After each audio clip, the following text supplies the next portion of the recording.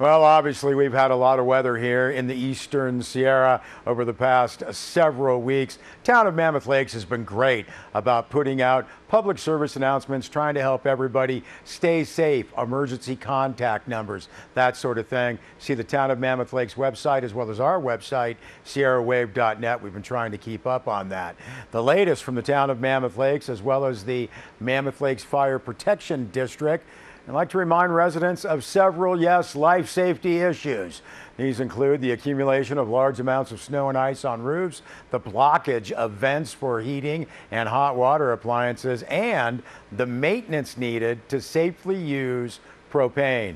Additionally, officials request that residents keep property addresses visible and fire hydrants cleared. Now, that news release notes with the large accumulations of snow this season, roofs are already supporting a tremendous load. Some signs of stress of excess snow weight on roofs include exterior and or interior doors that do not open or close easily, cracks or bulging that occur in sheetrock walling, and bowing under timber members of ceilings and walls. Now, existing structures should be able to structurally withstand current snow loads, but it is recommended that you remove snow to prevent excessive snow accumulation. Now, that news release continues that even if all the snow and ice cannot be removed, removing at least the top half to 2/3 of the roof snowpack, very beneficial. As temperatures rise, roofs will shed snow and ice, especially metal roofs. Be extra careful when you walk and where children play, especially exits and entries. And the news release says, keep your head up. Contact the Town of Mammoth Lakes Building Division, 760-965-3635 if you have any concerns with your structural integrity of your property. Also, propane tanks and vents. For those homeowners that use propane, several responsibilities come with its use. The top of the list or the top of the tank needs to be routinely dug out and cleared to allow access to the shutoff valve and regulator venting. In addition, make sure that unprotected sections of all exterior gas pipes are cleared of snow and or ice and protected from shedding snow and ice from roofs. Now, downward snow pressure from snow settlement and falling snow and ice from roofs has caused many pipe sections to crack, resulting in leaks. Now, unfortunately, if the leak occurs under the snow, snow traps the gas and it may be some time before that leak is detected. Homeowners, landlords, tenants, make sure that vents for appliances are cleared of snow and inspected so that a buildup of carbon monoxide inside does not occur. It is highly recommended that carbon monoxide detectors be installed inside structures in order to alert occupants to the buildup of carbon monoxide gas. Again, the Mammoth Lakes Fire Protection District, there to help. They'll give you any information you need, 760-934-2300. Also, Town of Mammoth Lakes officials issued a couple of informative news releases, complete with, as we said, emergency and other contact numbers available on the town website, as well as sierrawave.net. Town has also designated a temporary overnight or multi-day bus parking site at Mammoth Yosemite Airport for this upcoming President's Day holiday weekend. Now, due to the excessive and continuous snowfall this season, resulting in limited availability of hotel and condominium parking, the town is planning on clearing space at Mammoth Yosemite Airport for bus parking. Drivers, you are requested to contact Brian Pickin, Airport and Transit Manager, at 760-914-0065 to confirm parking arrangements. Also, Town of Mammoth Lakes Police Department reminding citizens and visitors there is no street parking November 1st through April 30th on town roads. Vehicles found parked in violation of the ordinances subject to receiving a citation, or in some cases, vehicles may be impounded at the owner's expense.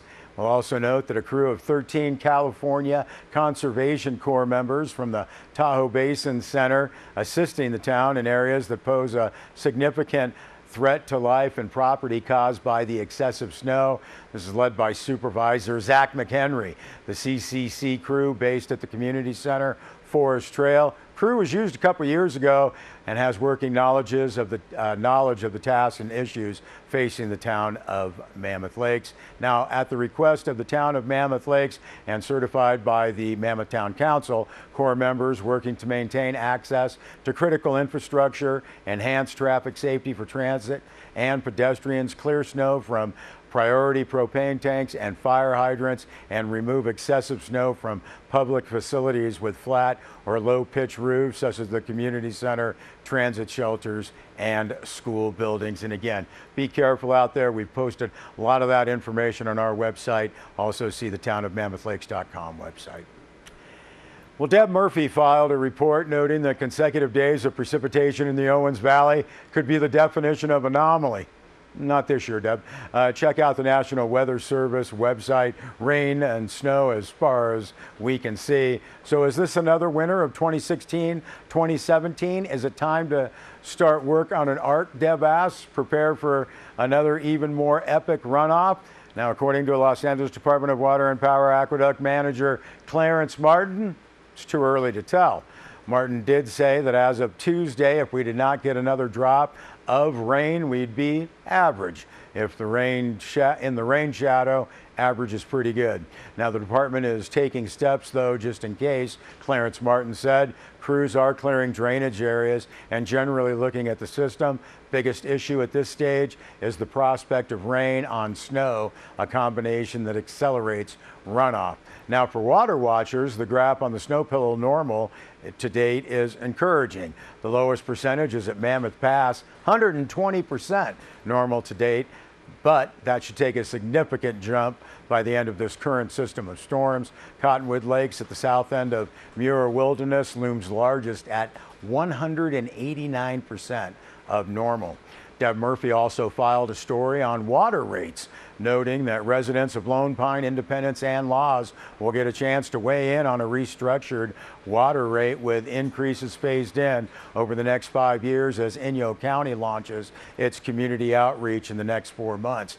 Inyo County opted to take back operation of 3 town water systems as the management contract with Wilder Barton was set to expire late in 2017. All 3 systems were in need of improvement. The savings from having Inyo's Public Works Department take over operation would help, but wouldn't meet all of the demands. Now, a rate study consultant, Raftellus Financial, was hired to assess the rates, and at Tuesday's meeting, the Inyo County Board of Supervisors got a good look at the results of that study, which proposes a start date of July of this year, following community outreach sessions and a public hearing.